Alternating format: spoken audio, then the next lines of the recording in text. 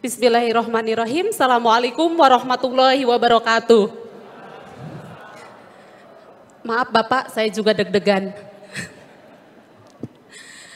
Izin memperkenalkan diri Pak, saya Susilawati, saya bidan dari daerah wilayah Baduy. Bapak pernah ke sana yang ada di Kecamatan Lewidamar, Kabupaten Lebak, Provinsi Banten.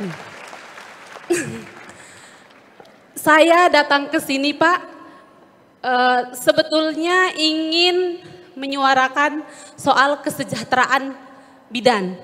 Tapi saya yakin itu sudah digaungkan dan sudah diupayakan oleh seluruh bidan dan juga tenaga kesehatan yang hadir di sini.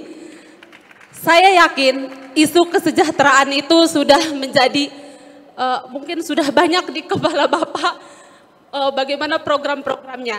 Jadi ada yang lebih penting yang ingin saya bawa ke sini Pak. Saya berpengalaman menjadi bidan desa selama 16 tahun Pak di sana. Saya mengalami banyak hal di desa Pak, terutama di desa terpencil. Bahkan kami merasakan bagaimana dampak dari kebijakan-kebijakan itu. Baik dari kebijakan pemerintah pusat maupun daerah. Saya datang ke sini Pak, tidak hanya ingin memperjuangkan kesejahteraan bidan dan nakes, tapi ada 3 yang saya bawa Pak. Pertama, kesejahteraan kami sendiri sebagai bidan. Yang kedua, kesejahteraan perempuan Pak. Yang ketiga, kesejahteraan anak di seluruh Indonesia. Saya yakin mungkin para perempuan yang ada di sini sudah sejahtera. Saya akan bercerita yang ada di pelosok Pak, terutama yang kami bina. Perempuan ini Pak, perannya sangat penting dalam keluarga. Ada pengalaman kami Pak, kami bidan, keseharian kami mendampingi perempuan di garda terdepan Pak. Pengalaman kami Pak, di era BPJS ini tidak semua Pak persalinan itu, karena kami bidan identik dengan mendampingi persalinan, ibu hamil bersalin dan nipas Pak. Itu tidak semua ibu bersalin itu Pak bisa di-cover dengan BPJS. Jadi tidak semua, hanya yang punya jaminan kesehatan aja yang mendapatkan pelayanan gratis. Kami ini Pak bekerja bukan di rumah sakit atau klinik. Di lapangan Pak, kami bukan melayani ibu bersalin datang ke kami. Tapi kami berusaha membawa ibu bersalin itu ke fasilitas kesehatan. Jadi kami merasakan susahnya membawa ibu bersalin dari rumah ke fasilitas kesehatan. Apalagi Pak kalau kendalanya masalah jaminan kesehatan nggak punya uang. Itu bagaimana rasanya Bapak kalau di posisi kami Pak sebagai bidan, kami dihadapkan dengan ibu bersalin, tidak mau dibawa ke fasilitas kesehatan alasan tidak punya jaminan kesehatan dan uang, dan kami diberi tanggung jawab oleh keluarganya, silahkan bawa ke fasilitas kesehatan tapi ibu bidan tanggung jawab biaya dan lain-lainnya. Bagaimana Bapak kalau di posisi kami, sementara kami pada saat itu tidak berpikir lagi orientasi uang dan lain-lain. Nyawa adalah segalanya.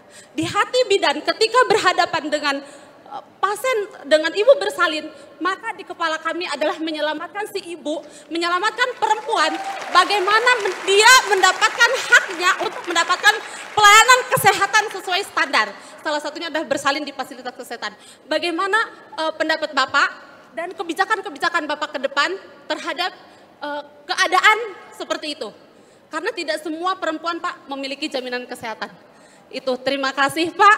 Semoga kesejahteraan perempuan bisa lebih baik lagi di 2024. Terima kasih. Terima kasih Ibu.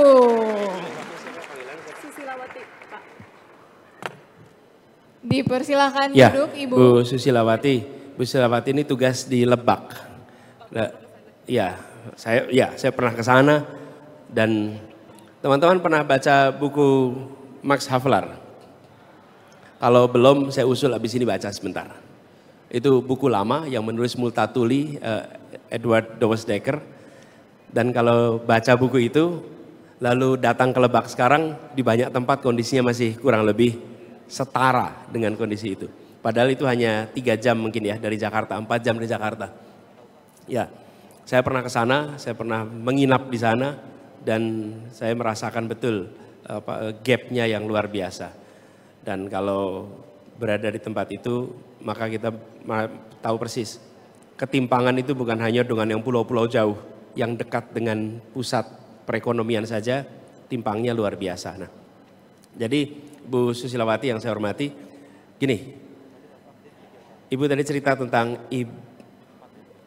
ibu hamil mau melahirkan, perlu pelayanan tambahan, tidak punya jaminan kesehatan. Coba filosofinya tadi itu. Filosofi kita itu membicarakan status ibu. Ya kan? Tadi saya sudah bilang, ketika menyangkut ibu hamil, maka tidak usah bicara tentang status KTP, keterdaftaran. Karena kita bisa menyelamatkan bayi yang belum punya KTP. Bayi yang belum punya status apapun. Dan bayi itu nyawanya harus diselamatkan. Sebagaimana ibunya nyawanya harus diselamatkan. Jadi negara harus hadir. Jadi harus ada SOP-nya. Bahwa untuk penanganan ibu melahirkan, maka tidak usah ditanya kondisi apapun. Negara harus membiayai. BPJS harus membiayai. Dan itu bagian dari tanggung jawab kita. Karena kalau kita tidak lakukan itu, apa yang terjadi? Kita alpa terkait hal paling mendasar. Menyelamatkan nyawa. Ini harus kita pegang sama-sama. Jadi kami melihat kebijakan pertama adalah soal mengcover untuk ibu hamil dan kondisi-kondisi di mana dia tidak punya jaminan kesehatan. Lalu yang kedua yang terkait dengan otomatis perlindungan perempuan di sini. Jadi kalau tadi Ibu bilang 3 soal ibu hamil, lalu Ibu bicara tentang bidan dan anak. Nah bidan juga begitu. Menurut kami bidan ini perlu ada peningkatan kesejahteraan. Dan hari ini perhatian pada kita barangkali kurang ya Bu ya. Insya Allah itu nanti akan kita berikan perhatian lebih supaya lebih setara dengan profesi-profesi lain. Karena bidan ini juga yang senyatanya berada di ujung-ujung terdepan. Saya dilahirkan bukan dibantu, ibu saya melahirkan bukan dibantu dokter, tapi dibantu bidan. Dan lahirnya di rumah, bukan di rumah bersalin bidan, tapi pada waktu itu di rumah. Dan hari ini masih banyak yang kita menggunakan rujukan pada bidan. Lalu soal anak, kalau soal anak itu hal spesifiknya apa Bu yang menurut Ibu perlu dapat perhatian? Pak, kalau misal ibu ini memilih bersalin di rumah, bukan di fasilitas kesehatan, otomatis Pak tadi yang Bapak bilang, si anak ini otomatis dia tidak akan mendapatkan pelayanan kesehatan sesuai standar. Yang mana standar pada saat dia lahir Pak ke dunia ini, itu secara kebidanan ada yang harus segera didapatkan oleh si bayi, si anak. Itu Pak. Jadi kalau misal dia bersalin di rumah atau memilih tidak ke fasilitas kesehatan atau tidak diketahui kami bidan yang ada di desa, maka si anak otomatis tidak akan mendapatkan pelayanan kesehatan sesuai standar, di mana tadi Bapak di awal sudah mengatakan soal persoalan stunting 1000 hari pertama kehidupan. Maka kita akan, kami pribadi sebagai bidan Pak, kami merasa berdosa terhadap anak itu karena 1000 hari pertama kehidupannya otomatis ada yang terputus. Di situ pelayanan-pelayanan yang harusnya segera didapatkan oleh si anak, maka akan ada yang ya, gini aja Bu, gini aja. Kita perlu bereskan aja nih sama-sama. Jadi menurut saya harus ada arah kebijakan yang komprehensif. Bahwa tadi kita bicara tentang stunting, itu artinya bicara tentang dari masa kehamilan sampai melahirkan 1000 hari pertama ya. Dan kemudian memastikan bahwa anak tumbuh kembang dengan baik. Ya.